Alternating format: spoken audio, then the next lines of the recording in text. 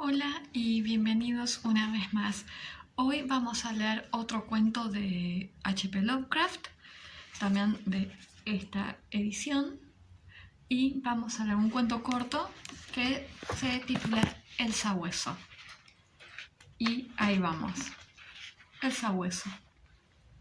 En mis torturados oídos resuenan incesantemente un chirrido y un aleteo de pesadilla, y un breve ladrido lejano como el de un gigantesco sabueso. No es un sueño, y temo que ni siquiera sea locura, ya que son muchas las cosas que me han sucedido para que pueda permitirme esas misericordiosas dudas. Saint John es un cadáver destrozado.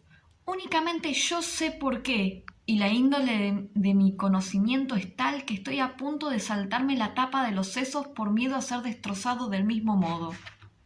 En los oscuros e interminables pasillos de la horrible fantasía vagabundea Némesis, la diosa de la venganza negra y disforme que me conduce a aniquilarme a mí mismo. Que perdone el cielo la locura y la morbosidad que atrajeron sobre nosotros tan monstruosa suerte. Harto ya de los tópicos de un mundo prosaico, donde incluso los placeres del romance y de la aventura pierden rápidamente sus atractivos, Saint John y yo habíamos seguido con entusiasmo todos los movimientos estéticos e intelectuales que prometían terminar con nuestro insoportable aburrimiento. Los enigmas de los simbolistas y los éxtasis de los prerrafaelistas fueron nuestros en su época, pero cada nueva moda quedaba vaciada demasiado pronto de su atrayente novedad. Nos apoyábamos en la sombría filosofía de los decadentes y a ella nos dedicábamos aumentando paulatinamente la profundidad y el diabolismo de nuestras penetraciones. Baudelaire y Huysmans no tardaron en hacerse pesados, hasta que finalmente no quedó ante nosotros más camino que el de los estímulos directos provocados por anormales experiencias y aventuras personales. Aquella espantosa necesidad de emociones nos condujo eventualmente por el detestable sendero que incluso en mi actual estado de desesperación menciono con vergüenza y timidez, el odioso sendero de los saqueadores de tumbas. No puedo revelar los detalles de nuestras impresionantes expediciones, ni catalogar siquiera en parte el valor de los trofeos que adornaban el anónimo museo que preparamos en la enorme casa donde vivíamos, Saint John y yo, solos y sin criados. Nuestro museo era un lugar sacrílego, increíble, donde con el gusto satánico de neuróticos dilettanti habíamos reunido el universo de terror y de putrefacción para excitar nuestras viciosas sensibilidades.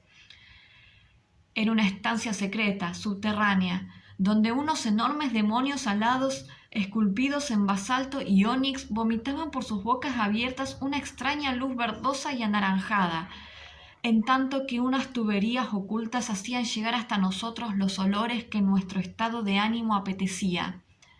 A veces, el aroma de pálidos lirios fúnebres, a veces el narcótico incenso de unas funerales en un imaginario templo oriental, y a veces, cómo me estremezco al recordarlo, la espantosa fetidez de una tumba descubierta. Alrededor de las paredes de aquella repulsiva estancia había féretros de antiguas momias alternando con hermosos cadáveres que tenían una apariencia de vida, perfectamente embalsamados por el arte del moderno taxidermista, y con lápidas mortuorias arrancadas de los cementerios más antiguos del mundo. Aquí y allá unas hornacinas contenían cráneos de todas las formas y cabezas conservadas en diversas fases de descomposición. Allí podían encontrarse las podridas y calvas coronillas de famosos nobles y las tiernas cabecitas doradas de niños recién enterrados. Había allí estatuas y cuadros, todos de temas perversos y algunos realizados por Saint John y por mí mismo. Un portafolio cerrado, encuadernado con piel humana curtida, contenía ciertos dibujos atribuidos a Goya y que el artista no se había atrevido a publicar. Había allí nauseabundos instrumentos musicales, de cuerda, de metal y de viento, en los cuales Saint John y yo producíamos a veces disonancias de exquisita morbosidad y diabólica lividez, y en una multitud de armarios de caoba reposaba la más increíble colección de objetos sepulcrales, nunca reunidos por la locura y perversión humanas. Acerca de esa colección debo guardar un especial silencio. Afortunadamente, tuve el valor de destruirla mucho antes de pensar en destruirme a mí mismo. Las expediciones, en el curso de las cuales recogíamos nuestros nefandos tesoros, eran siempre memorables acontecimientos desde el punto de vista artístico. No éramos vulgares vampiros, sino que trabajábamos únicamente bajo determinadas condiciones de humor, paisaje, medio ambiente, tiempo, estación del año y claridad lunar. Aquellos pasatiempos eran para nosotros la forma más exquisita de expresión estética, y condecíamos a sus detalles un minucioso cuidado técnico. Una hora inadecuada, un pobre efecto de luz o una torpe manipulación del húmedo césped destruían para nosotros la extasiante sensación que acompañaba la exhumación de algún ominoso secreto de la tierra. Nuestra búsqueda de nuevos escenarios y condiciones excitantes era febril e insaciable. Saint-John abría siempre la marcha, y fue él quien descubrió el maldito lugar que acarreó sobre nosotros una espantosa e inevitable fatalidad. ¿Qué desdichado destino nos atrajo hasta aquel horrible cementerio holandés? Creo que fue el oscuro rumor, la leyenda acerca de alguien que llevaba enterrado allí 5 siglos, alguien que en su época fue un saqueador de tumbas y había robado un valioso objeto del sepulcro de un poderoso. Recuerdo la escena en aquellos momentos finales, la pálida luna otoñal sobre las tumbas, proyectando sombras alargadas y horribles, los grotescos árboles, y cuyas ramas descendían tristemente hasta unirse con el descuidado césped y las estropeadas losas. Las legiones de murciélagos que volaban contra la luna, la antigua capilla cubierta de hiedra, y apuntando con un dedo espectral al pálido cielo, los fosforescentes insectos que danzaban como fuegos fatuos bajo las tejas de un alejado rincón, los olores a moho, a vegetación y a cosas menos explicables que se mezclaban débilmente con la brisa nocturna procedente de lejanos mares y pantanos, y lo peor de todo, el triste aullido de algún gigantesco sabueso al cual no podíamos ver ni situar de un modo concreto. Al oírlo nos estremecimos, recordando las leyendas de los campesinos, ya que el hombre que tratábamos de localizar había sido encontrado hacía siglos en aquel mismo lugar, destrozado por las zarpas y los colmillos de un execrable animal. Recuerdo cómo excavamos la tumba del vampiro con nuestras azadas, y cómo nos estremecimos ante el cuadro de nosotros mismos, la tumba, la pálida luna vigilante, las horribles sombras, los grotescos árboles, los murciélagos, la antigua capilla, los danzantes fuegos fatuos, los nauseabundos olores, la gimiente brisa nocturna y el extraño aullido de cuya existencia objetiva apenas podíamos estar seguros. Luego, nuestros azadones chocaron contra una sustancia dura, y no tardamos en descubrir una enmohecida caja de forma oblonga. Era increíblemente recia, pero tan vieja que finalmente conseguimos abrirla y regalar nuestros ojos con su contenido. Mucho, sorprendentemente mucho, era lo que quedaba del cadáver a pesar de los 500 años transcurridos. El esqueleto, aunque aplastado en algunos lugares por las mandíbulas de la cosa que le había producido la muerte, se mantenía unido con asombrosa firmeza, y nos inclinamos sobre el descarnado cráneo con sus largos dientes y sus cuencas vacías en las cuales había brillado unos ojos con una fiebre semejante a la nuestra. En el ataúd había un amuleto de exótico diseño que, al parecer, estuvo colgado del cuello del durmiente. Representaba a un sabueso alado o a una esfinge con un rostro semicanino, y estaba exquisitamente tallado al antiguo gusto oriental en un pequeño trozo de jade verde. La expresión de sus rasgos era sumamente repulsiva, sugeridora de muerte, de bestialidad y de odio. Alrededor de la base llevaba una inscripción en unos caracteres que ni Saint-John ni yo pudimos identificar. Y en el fondo, como un sello de fábrica, aparecía grabado un grotesco y formidable cráneo. En cuanto echamos la vista encima del amuleto, supimos que debíamos poseerlo, que aquel tesoro era evidentemente nuestro botín. Aún en el caso que nos hubiera resultado completamente desconocido lo hubiéramos deseado, pero al mirarlo de más cerca nos dimos cuenta de que nos parecía algo familiar. En realidad, era ajeno a todo arte y literatura conocida por lectores cuerdos y equilibrados, pero nosotros reconocimos en el amuleto la cosa sugerida en el prohibido Necronomicon del árabe loco Abdul al-Zahrer, el horrible símbolo del culto de los devoradores de cadáveres de la inaccesible Leng en el Asia Central. No nos costó ningún trabajo localizar los siniestros rasgos descritos por el antiguo demonólogo árabe, unos rasgos extraídos de alguna oscura manifestación sobrenatural de las almas de aquellos que fueron vejados y devorados después de muertos. Apoderándonos del objeto de jade verde, dirigimos una última mirada al cavernoso cráneo de su propietario y cerramos la tumba, volviendo a dejarla tal como la habíamos encontrado. Mientras nos marchábamos apresuradamente del horrible lugar, con el amuleto robado en el bolsillo de Saint John, nos pareció ver que los murciélagos descendían en tropel hacia la tumba que acabábamos de profanar, como si buscaran en ella algún repugnante alimento. Pero la luna de otoño brillaba muy débilmente y no pudimos saberlo a ciencia cierta. Al día siguiente, cuando embarcábamos en un puerto holandés para regresar a nuestro hogar, nos pareció oír el leve y lejano aullido de algún gigantesco sabueso, pero el viento de otoño gemía tristemente y no pudimos saberlo con seguridad. Menos de una semana después de nuestro regreso a Inglaterra, comenzaron a suceder cosas muy extrañas. Saint John y yo vivíamos como reclusos, sin amigos, solos y en unas cuantas habitaciones de una antigua mansión en una región pantanosa y poco frecuentada, de modo que en nuestra puerta resonaba muy raramente la llamada de un visitante. Ahora, sin embargo, estábamos preocupados por lo que parecía ser un frecuente roce en medio de la noche, no solo alrededor de las puertas, sino también alrededor de las ventanas. Lo mismo en la de la planta baja que en las de los pisos superiores. En cierta ocasión, imaginamos que un cuerpo voluminoso y opaco oscurecía la ventana de la biblioteca cuando la luna brillaba contra ella, y en otra ocasión creímos oír un aleteo no muy lejos de la casa.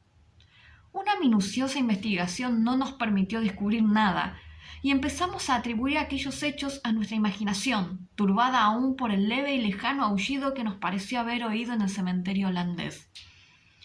El amuleto de jade rebosaba ahora en una hornacina de nuestro museo, y a veces encendíamos una vela extrañamente aromada delante de él.